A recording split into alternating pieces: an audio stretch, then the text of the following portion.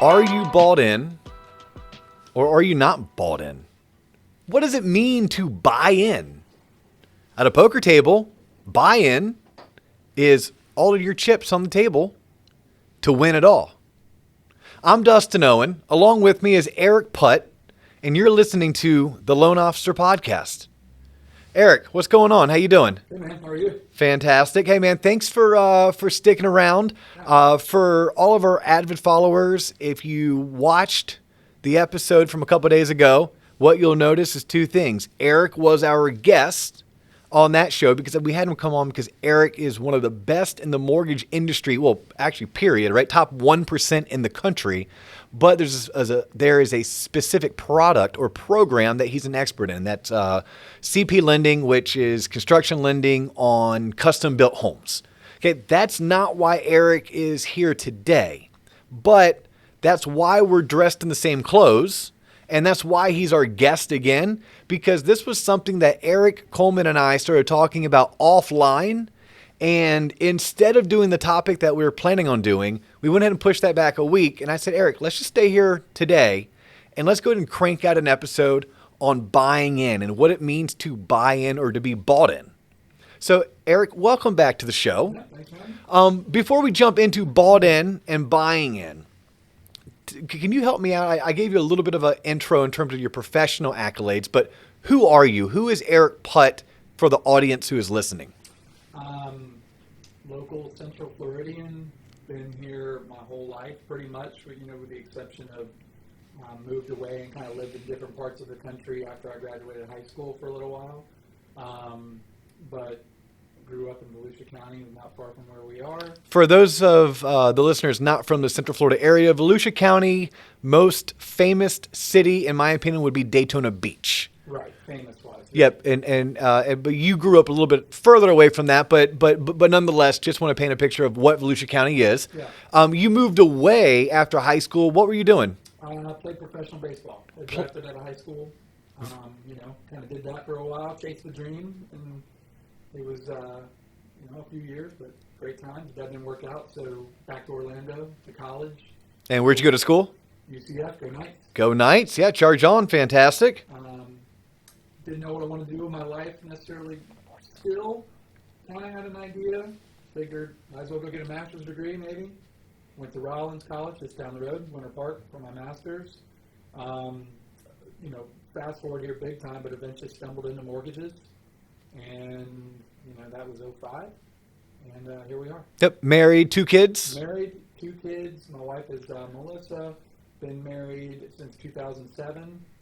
And I have an 11-year-old daughter and a soon-to-be 8-year-old son. Yeah, and I like to paint that picture just so that those listening or watching have an idea of who it is that is bantering back and forth. Also gives them some context or some color to your background, right? Yeah. So you're a dad, you're a husband, ex-professional athlete, college grad with a master's. What's your master's in? Corporate communication and technology. Sounds like a bunch of bullshit to me. Okay. Exactly. I say MBA without crazy analytics and there's much less math. Okay. Well, guess what? You have one and I don't, so high five. Yeah, there you go. Yeah, it looks great on paper. You're wildly successful in the mortgage industry, but you also lead a team because you're a branch manager for Waterstone Mortgage. Mm-hmm. So not only are you helping hundreds of consumers every single year finance their home purchase, but you're also leading others to do that as well. Right. Very nice. So buying in, what does buying in or to be bought in mean to you? Because it is the topic of conversation today. You are the muse, right? This was something that we just started talking about impromptu about an hour or two ago. Mm-hmm. What does it mean to you to be bought in? I thought about it the other day. Something happened, and you and I are kind of like sometimes we get a thought, and then it kind of just we start thinking about all kinds of other things. A rabbit hole, and 2 hours later, yeah. So the concept of buy-in was one of them, and then we talked more about it about an hour or so ago. To me, buying in just means that you're completely hooked. I love the poker analogy because, right, isn't that what it is? Yeah. You're in. Yep. You're in to win, right? So for me, Waterstone's not shy about hiring athletes, right? We love hiring athletes. And what's probably the most common consensus among athletes, they love to win. Yep. They're competitive, and they're typically bought in Correct. to being the best that they can be. Yeah, so I mean, for me, it's just that you've just been completely hooked on something because you have this inner drive to succeed, right? So how can I do it? I gotta attach to something, right? And let it take over from there. So I don't know if that even makes sense. That's what it is to me. Yeah, no, like when you mentioned buy-in to me, obviously there's the easy buy-in when we think about sports and the sports analogies, and if you're a baseball player and you're hitting 300 balls off the tee and you're taking 500 grounders, or you're going and doing your bullpen sessions, you're bought in. You've changed your diet and your exercise routine to mirror what you can do on the field to be the best at your craft. It has consumed you, right? And in life, especially with relationships, typically we announce our buy-in with a significant other or spouse with the two words of "I do." Right? I do is saying, yeah, I'm buying into this. That's the ultimate buy-in. That is the ultimate buy-in. And there's times in any good relationship, just like with athletes, right? There's times that athletes fall into slumps. Their mental game isn't where it needs to be because maybe they are less bought in than they once were in their careers. And there's times in social settings, such as marriages, where the buy-in isn't as high as it was that day you said "I do," or that day you asked "Will you?" And we need to put ourselves in check at times and figure out, are we bought in? And if we are, how does it show? Yeah, and asking me what it means to me, I mean, my answer was first kind of like, that's the first thing that comes in my mind, but that's the high level. Because I think when you dig into buying in, it's all those things that you just said right there, where what I pull away from that is you're not right all the time. And I think if you can effectively buy into something, you're saying to yourself that I have acknowledged that there are others that know more than me, whether that be an individual or a system or an organization. It still doesn't mean that I have less drive. I still want to win. I still want to be successful. I still want all those things. But to achieve it truly, being able to buy into something is you gotta let go, get over yourself, right, and trust maybe that there's another process, potentially even a better way that's out there if it's still trying to accomplish that main end goal. Yes. Have you tuned into it's not a 30 for 30, it's not an E60, but ESPN has done a docuseries on the Chicago Bulls, 1984 through 1997, Michael Jordan era. Do you know what I'm talking about? I cannot remember the name of the program. No, not that one. The new one so far is great. Yeah, no. Well, yeah. What's the name of that? The Last Dance. The Last Dance. Yeah. Yes. Oh, okay. Yeah. Yeah. Those two episodes are awesome. Yeah. So when you started talking buy-in earlier today, and I watched most of the first episode, almost all of the second episode. By the way, I'm that guy that annoys the piss out of my wife. I will turn on a movie midstream and watch it to completion. And she's like, "Do you even know how the movie started?" I'm like, "Nope, I'll go back and rewatch the beginning some other day." Okay, well, so I did that with The Last Dance last night. So I flipped it on, end of the first episode. But so if you watch it, I'm not going to spoil this for anybody. And I'm going to tell you, you're going to want to watch it, and you're going to watch it multiple times, especially if you're a basketball fan, especially if you're a Michael Jordan fan.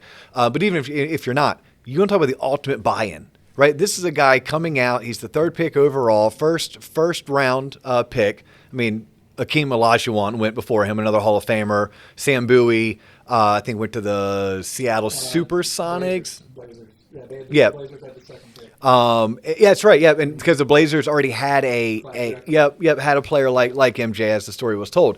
But no, being balled in, two things come up from just last night, and obviously one of the most iconic superstars of our time, and I would say not even arguably, but just flat out the best basketball player ever to play the game.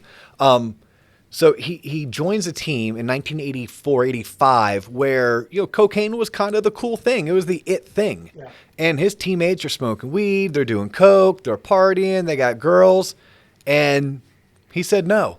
He said no because he was so focused and so bought into being the best NBA player. 21-year-old. Yeah. Crazy. And then later watching it, and you look at the buy-in. It wasn't even an MJ story. It was Bird and Magic talking about Michael Jordan, and here's where someone being bought in took him to greatness. Those two gentlemen, Magic Johnson and Larry Bird, stated it was evident his rookie year as well as his sophomore year, his second year in the NBA, that Michael Jordan was by far the most talented basketball player. But he wasn't yet the best, because in order to be the best, he also had to know the game as well as they knew it. He had to be able to dissect defenses.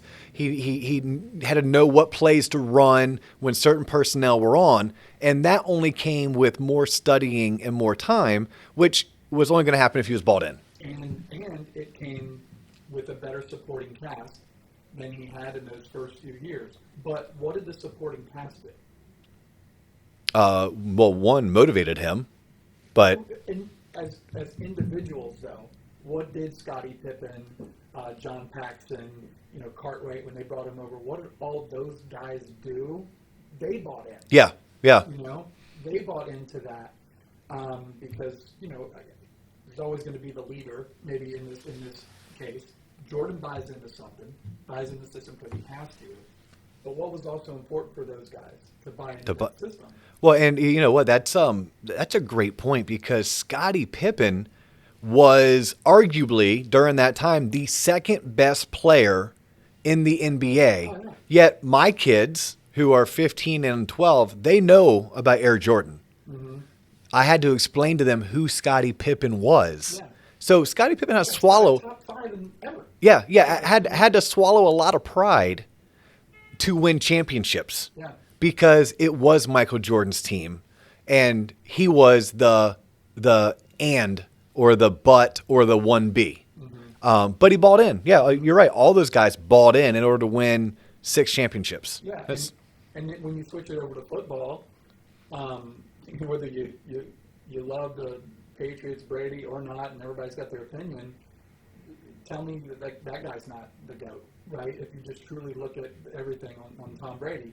But does Tom Brady have 6 championships without Bill Belichick? No. I mean, he doesn't, man. Nor does Belichick have any. Belichick have it without him. So Belichick, gets there, and he's bought into Bill Parcells, right? Because that was his mentor. And then he's got that foundation laid. He's got to come over to the Patriots organization. Clearly, there's a great owner that he's buying into a philosophy and a vision. But, he's laying the framework down. Tom Brady comes in. And, Tom Brady is just such a radical example, too, because it's just, is there any more methodical machine? Oh, correct. Than that guy? Yeah. But his workouts, his nutrition, yeah, yes. But, that's why I almost would think that, MJ's a good one. I didn't even think of MJ the other day because that is really high. But I almost think, is Brady even maybe the better example of the true, extreme, ultimate buy-in? Well, because one could argue Brady doesn't have the talent. In terms of, look, MJ's a physical specimen, right? His ability to jump, his ability to be athletic. Not saying that Brady's not an athlete. I'm not even trying to go there. But compared to Michael Jordan, Tom Brady is not an athlete. Right. But Brady bought in. But even this, using the Patriots, we all know about the Patriot Way, right? Well, why is it called the Patriot Way? Because if you are traded or you sign or you're drafted by the New England Patriots, there's a certain way that they play football. You either buy in or you don't. If you don't last. Regardless if you are a $100 million person, you're a first-round draft pick, you either buy in or you don't buy in, which is why the Patriots have also been able to take, for the most part, little-known or obscure players and turn them into, and I shouldn't say help turn them into potential Hall of Famers, a la Julian Edelman, a la Wes Welker. Yeah. Right? Players that for the most part were slash players. They did some punt returns. They might have played DB. They might have, went on some special teams, but they weren't featured in the offense. But if you did things the Patriot Way, if you bought in, you could do it. How does buying in work in either personal life or in business life? The way you started out was really, I think, perfect. Our biggest buy in our personal lives, right, or when we say I do. And I mean, how many times are we reminded of slacking in those categories? You know, I mean, I too, you know, hard-headed, you know, and set in the ways, right? And you let that get in the way. I just thought of something as we were talking here. My wife said something to me a couple days ago, said it was bothering her, et cetera, and I got so defensive about it because really it's the stuff that we always talk about. In my mind, it's not that big of a deal, whatever. So happened to be, she brought it up again. So I happened to be, this is yesterday. So I happened to pressure wash my entire driveway and sidewalk yesterday, which, by the way, COVID-19 makes you pumped up to go pressure wash, right? Because you just get out and do something. So I'm doing that, and you got, 9 hours to think about it because that takes all day. But the takeaway was, dude, get over yourself. Such an easy thing that she's asking for, right? And well, I think there's a buy-in in our marriage. We well, gotta be bought in. well, and it's interesting. You can buy in, but do you remember that you bought in? No, Especially if it was 17 years ago, or did you remember what you bought in? You know what? Do you ask yourself, why did I buy into this? Or remind yourself, oh, this is why I bought in. Right now, my actions or my words and my behavior isn't showing me as being bought in. It's time for me to put myself in check because I bought in for a reason. I'm committed to this. I think that's great. And that's so the other day, it was in a business setting and what made me think of it. And so what you're saying there, my takeaway is like, don't forget the foundation, right? Like that was still laid. We let ourselves shy away from that, whether it's our ego or, oh, I'm doing so well or I'm successful. But the foundation was still the foundation and laid the right way. And so that's the end game. You know what I'm trying to say? Like that's still, you got to hold on to that. And so, in the business setting, when I was thinking about it the other day, it was trust our process. We talk about this a lot, you and Mike especially. We're real fortunate here that our sales leaders can back up what they talk about. We've got sales leaders here that still do it, still their nose in it, and I mean, what better way to learn than that? Not just figureheads. And so we talk so much about people buying in, whether it's the rookie program that's been so successful here. They have to buy into that. And I mean, you correct me if I'm wrong. We tell people, do it this way. Yes. Do it this way and you will be successful, but you have to do it this way. Well, you have to buy in. It's so speaking business, this is always one of my favorite business stories to tell. And I don't believe I've told this on the podcast yet, but I graduated from UCF like you. Mm-hmm. My degree's in advertising and public relations. Most of the audience knows that because I've talked about that. When I realized I did not like selling TV advertising, working for a local TV station, I wanted a career change. My first boss, manager, the person who helped hire me into the mortgage industry was a gentleman by the name of Steve Walsh. Steve Walsh, for any people our age, a little bit older, probably know him because he was part of the U, right? He was the quarterback, University of Miami. I think he was a Heisman hopeful. I'm pretty sure he was drafted in the first or second round of the NFL draft, played in the NFL. And it was Steve Walsh who told me, if you give me 2 years of your life, I can guarantee you a successful career in the mortgage industry. But if you can't give me 2 years of your life, you're wasting my time and yours. Now, he didn't say it. He said it just like that. But what he was telling me to do was to buy in. Mm-hmm. If you can buy in, if you can trust me, if you can follow in my footsteps or do as we know is successful, we can help make you into what you want to become. But if you can't buy in, if you can't give it your all, you won't. And I think we share that here at Waterstone when we share it with other people who are rookies in sales, right? Because it's a process. But I really love looking at it like, what else does it apply to? Because it applies to almost everything we do in life. If you want to do something, well, what's the whole saying? If something's worth doing, it's not easy. Mm-hmm. So it's going to take some form of a buy-in. And that buy-in also is what you'll use on the day that you just feel like giving up, mm-hmm. right? The day that you feel like your marriage or your career or that company you just started 18 months ago isn't going to work out. No, you go back to the day that you said, I do, and you're like, no, I bought into this. I'm going to make this happen. come hell or high water. That to me is what like buying in means. Yeah, and the common thing that's going on here is that it's because there's something that you want. It's something that you want badly enough. So you've got to be able to buy into something in order to get that. So then, when you let ego get involved, or I know more, my britches are too big now, I'm going to try to do it my own way. In the athletic example, how many times we see that heads get too big? Even in our industry, we're in an industry where you can make a lot of money, right? And sometimes that means, I'm power or no more. If you let that get in the way, then you're just being hypocritical because, wait a second, you still want what you said you wanted. Does that make sense? Like there was still, the common thing that's going on here is that I wanted something. Yeah. So you have to buy into that. Therefore, if you're going to let the ego get in the way of et cetera, let that be a reminder of you're being a hypocrite now, right?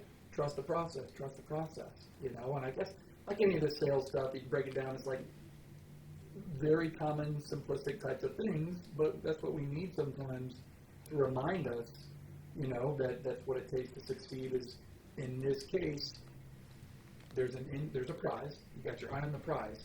There's got to be a system that you trust in order to get there. There has to be. Yeah, that's it's interesting. Coleman and I last week did an episode based on my experiences with 75 hard, and that challenge, if I'm allowed to call it a challenge, that challenge is just that. It teaches people that they can, and it shows them how they can buy in. It shows them if they can just commit to something for 75 days, it could potentially change their life. Now, when you and I are talking buy-in, the one thing I want to make sure if a listener is questioning, well, what does it mean to buy in? It does not state that just because you're bought in that you won't have to choose a different path or you make a mid-flight adjustment, right? Because, we still have to be cognizant of Einstein's definition of insanity, right? Doing the same thing over and over again, expecting a different result. But just because it's not working doesn't mean you give up, right? Just because you don't abandon it, you keep working towards it. You just may choose a different angle or a different approach. Now, try not to be political, right? This is a very touchy subject because here we are on, I think it's week 6, day 1 of shelter in place, and everyone has their opinions on them, and opinions for the most part, they're like assholes, right? We all have them; they all stink. But to me, buying in, like when you first mentioned buying in, I've kind of had that beef in general with just my own personal circle, right? My friends and family who all of a sudden want to be infectious disease experts and they want to be mathematicians and they want to buck the advice given by experts, right? And look, we're in a no-win situation, right? We stay home, we crash the economy, no one gets sick. Oh, we crash the economy. We don't stay home. The economy is all well and good. A bunch of people get sick, or do they? We'll have we don't have a way to run both tests simultaneously to figure out which way was better. But buy-in sometimes is putting your ego at check, taking a step back, and just analyzing. What do these 8 to 10 people who are more experienced, who are more educated, and subject matter experts, what are they stating? What are these other 8 to 10 experts stating? And I should probably realize that I'm a really good loan officer, or I'm a really good math teacher, or I'm a really good, you name that profession, engineer. But I'm not a really good economist, or I'm not a really good infectious disease expert. Right. And let me buy into what they're saying, because there's a good chance they probably know more than me. Yeah. But like let's buy in, but at the same time, let's not be sheep, right? At the same time, if your gut is telling you that doesn't sit well, then question it, right? That's why I said 8 to 10. Don't go off of what one mathematician or one economist or one infectious disease expert stated. Listen or talk to or interview or research the findings of 8 to 10. But for the most part, buy into what's being recommended.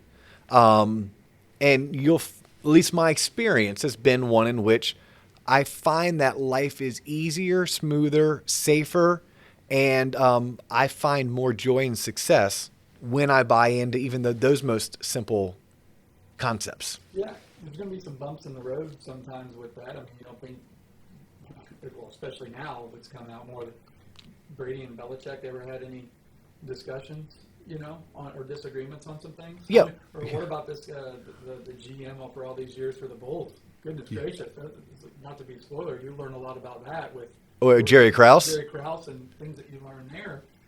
Hey, he told me a 7-year contract's a 7-year contract's a 7-year contract. Scottie Pippen, deuces, homie. Sorry about your luck, bro. That was amazing. Yeah. I mean, you thought you knew, but you had no idea. I mean, unless you truly knew the terms of that, you always knew he was underrated or underpaid. But there's going to be bumps in the road. I worked at a few different mortgage companies.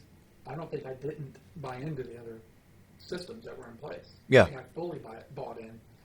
Things happen that you just got to take extra steps in your career, but I still got the same eye on the prize, right? And I'm still required to buy into something and trust the system. That is a key point, right? Your eye is on the prize, right? My eye is on the prize across the board. If I looked at COVID-19, what's the prize? The prize is getting back to freaking normal. Yeah. The prize is making sure that next time this happens, we're so much better prepared, that we minimize the economic impact, that we minimize death and suffering, right? Now, the way that we're going about it, we're going to look back and realize that there's many things we shouldn't have done, many things we should have done, but we didn't have any experiences to draw on, so we're doing the best that we can with the information that is given, letting the experts lead. But that doesn't mean that the next time it happens, we're going to do things exactly the same. Right. But our prize will stay the same. Correct. Right? The eye and the prize. Why did we choose being married? Why? Because we chose a life with someone else forever, right? We basically long-term companionship. But none of us knew exactly, nor do we know exactly how we're going to get there. But if we keep the eye on the prize and we stay balled in, we should be able to, at the end of the day, look back and say, man, for the most part, that was a pretty badass relationship. Yeah. Now, 80%, like that doesn't, 80%, like there's going to be 20% that freaking sucks, right? Your eye on the prize of your career. Yes, Waterstone's not your first and only job. It's not your first and only company you've worked for, but all of the other buy-ins led you to where you are today. You were sharing a story earlier, one of your referral partners on the real estate side of things. So, yeah, that's a very entrepreneurial career. How does buy-in impact what they do, or how did that person find success by buying in? Yeah, if we've been, you can relate to this too. If we've been in the business long enough, we've been able to see certain real estate agents grow their business and their careers, and some of them really, really explode. And that's cool to see, especially if you're still with them. So, I can think of a few that are like that, to where started small, on their own, and now they've grown it into their own brokerage or just their large team, et cetera. So when this concept of buy-in came in the other day, I actually thought about this. So an agent I work with, Karen Wilkins, she's, we worked together for, it's probably close to 10 years now, I'd say. So Karen's a local Orlando realtor. Local Orlando real estate agent, primarily East Orlando. It's kind of where the main farm is, and very well known out there. But it's probably been about 8 years now that I'm trying to do some quick math. Anyway, on her own, when I was at a different company, obviously 8 years ago, but has grown today to where she's opened up her own brokerage within the last about a year or so. Now completely, she's got her own office, and the team has grown big time, where there's several buyer's agents now on the team, transaction coordinators. But I remember one thing that's really great about her, and there's another agent that we work with too, I can say the same thing, is that she's been consistent in her message all these years. This is how we want to do things. This is what kind of our main mission is here in this community, and how we're going to identify ourselves. And, do it this way, trust the process, and you're going to be successful. And the proof's in the pudding, right? So I thought about her a lot. I thought about another agent, same deal. Met the guy in like '08. He's grown now to where he's just got this hugely successful real estate career, and he's got a consistent message all the way through. And so, Karen and her team are like that. It's how they're going to operate this way.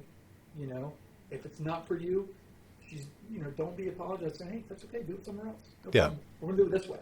And so she's a real, key to that, or real great example of that. So it's been cool to see. We got and I guarantee you'd say the same thing on a lot of your agents that you've seen grow over the years. I bet they've stayed consistent, on point, on message, on what they want. Yeah, no, I think being bought in for these people that I have in mind, it's also understanding that good enough never is. Mm-hmm. Right? So whatever was good yesterday isn't good today. Mm-hmm. Right? If it was good yesterday, it's the norm today.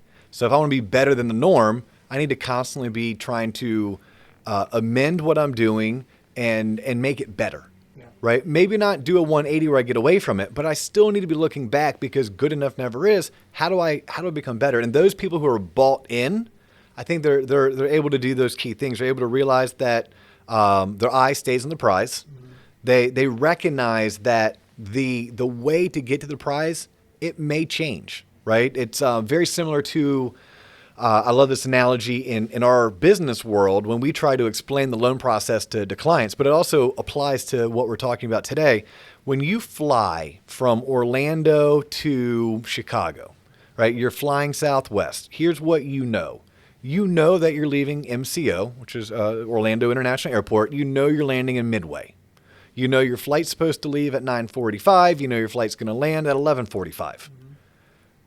Exactly how you get to Chicago, neither you know, nor the pilot, nor the co-pilot, nor the flight attendants, right? You know you're on Southwest. You know where you're starting. I mean, there's certain things but the rest of it, no, it's going to be based on what the air traffic controllers tells them to do in Atlanta, then in Louisville, then in St. Louis. It's going to be based on what the turbulence does. It depends on what altitude you're flying, what weather's being tossed at you, right? And I think that is so much life. But that pilot was still bought in to get your happy ass from Orlando to Chicago by 11:45, right? He kept or she kept her eye on the prize, and that's a very simplified analogy. But I think we can apply this concept to anything that we do. Well, there's a lot of noise right now, too, in this little thing called COVID-19, right? So if we go back to real estate professionals, how can we maybe help other LOs or as LOs ourselves navigate through this effectively? How can we help our referral partners? And so this came up this morning. I was doing a Zoom, meeting with a real estate team. And so they've got a lot of new agents. You start thinking about, man, great time to be in it. And I'm like, no, absolutely great time to be in it, naturally, a rookie LO, a rookie agent, just a couple years into it trying to build, you got some curveballs being thrown at you right now with COVID-19 and coronavirus. And there's some fear on, debate on if purchase transactions will very noticeably slow down or not, but let's just address their fear. Their fear of contracts coming in, continuing to try to grow their business. How can they prospect if they can't leave their house? Those are, you get it, those are real natural fears. But one of the message I was getting across to them today is, eye on the prize.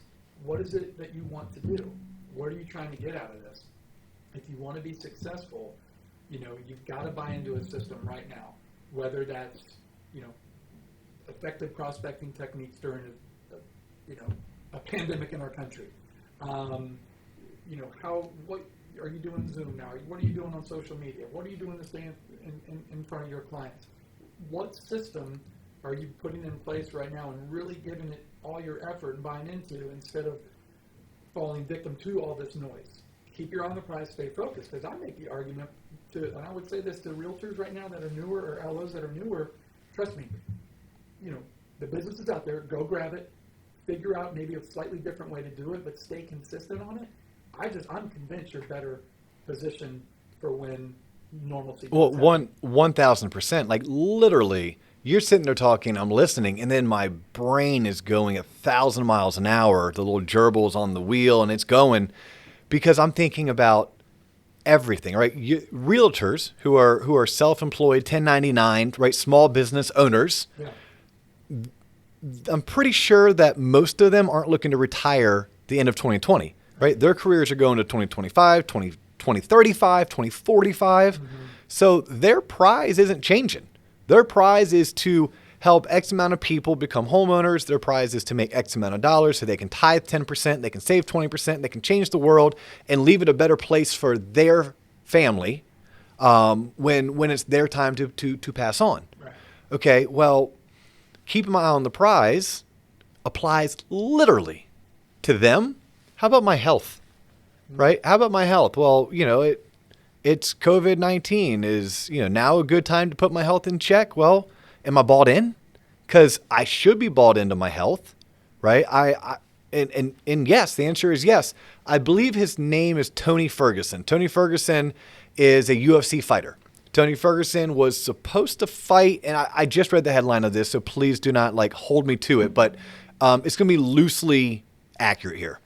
Tony Ferguson was supposed to fight this weekend or next weekend. Mm-hmm. Well, Tony Ferguson understands typically in order for him to make his weight, because UFC is like boxing, you have to weigh in, there's weight classes, he lost 24 pounds. Well, it's COVID-19. Do you think Tony Ferguson said, fuck it. No, I'm not going to cut weight. No, he still cut his weight. He still cut his weight because his eye's on the prize. He recognizes and realizes he is a professional fighter. His body needs to be A, in shape, and 2, accustomed to having to do these drastic weight losses in order to make weight, in order to fight. So just because he's out fighting in April doesn't mean he won't be able to fight in June.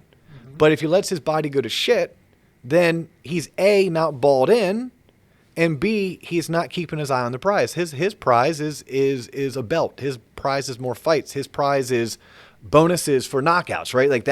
That is his prize, being the best at what he does. Someone who, if they look at their career, they look at their health, their exercise routine, are you bought in? Do you have the eye on the prize, right? I may very well, just because we're talking about this, run a half marathon on Saturday. Right. Yeah. It makes you start really... there's many things that make you check in with yourself, but when this thing came up the other day, it's been nonstop on my mind. Health being one of them. Yeah. I'm not even close to being bought in on my health. Shame on me. Yeah. Where I'm at. Well, are you getting any are you getting younger? Of course not. Okay. Do you want to live another 40 years? Yeah. Yeah. Because that's my eye on the prize, right? Oh. It's a shame on me, right? Yeah. There's that hypocritical side coming in to say, well, wait a second, man. You can't have your eye on the prize and then not do some of these things you're supposed to be doing.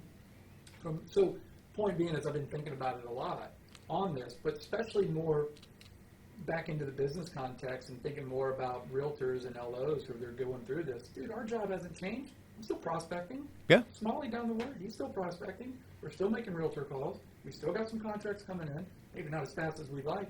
We're still doing our jobs. No, we had one of the first episodes we had, and the very first guest we had is a gentleman by the name of Rob Farragher. Rob Farragher, for the most part, he does 401k administration for small businesses, right? You're a small business owner. Rob will set you and your employees and your staff up with a 401k. He's busier than ever. Mm-hmm. Busier than ever. Now, he said some of the things that he's doing, he's not getting paid to do them, right? He may be helping his clients walk through accessing some of the stimulus funds, but he recognizes that those are still his clients, and Rob still has many years to work. He's nowhere near retirement, and his prize is earning enough money to support his wife and his daughters and to be able to retire at a certain age and a certain lifestyle. And that means that he doesn't just sit at home all day because woe is me, national, global pandemic, I can't go to work, boo-hoo. No, he's finding a way to stay busy and to stay connected with his clients, even if a third of his clients have furloughed their employees, they've cut hours, they're not looking to invest in 401k, right? It's just a good example of a small business owner who has agreed to keep their eye on the prize. I think it's an awesome concept. I would love to see and hear how other people can take keeping their eye on the prize, on being balled in, and what analogies they can come up with or examples. Guys, hop on Facebook, hop on the Book of Faces or Fake Book, whatever you want to call it. Hit up the Loan Officer podcast, right? And let's start a chat or a post. What does buying in mean to you? What does it mean to have your eye on the prize? Eric, I love the topic. Thank you very much for agreeing to impromptu do a back-to-back episode, wearing the same clothes, same terrible hairdo on me. That's just the way we do it, though, right? We wear the same clothes every day and roll out of bed, and Well, that's kind of how it goes. I still have not shaved or cut my hair, going on a month. I typically shave my head, for those that want to know, every 3 to 4 days with my Mach 3 razor. I've been doing it that way for the past 2 decades. I am growing it to slow it. So grow it to slow it. Right. So I have this nasty clown hair growing. My son hates it, but it's still here because we're still on lockdown. You're Eric Putt. I'm Dustin Owen. You all were tuned into the Loan Officer Podcast. We appreciate your support. Hit us up. Find us on Facebook. Find us on Instagram. Let us know how you're balled in and how you're keeping your eye on the prize. Peace.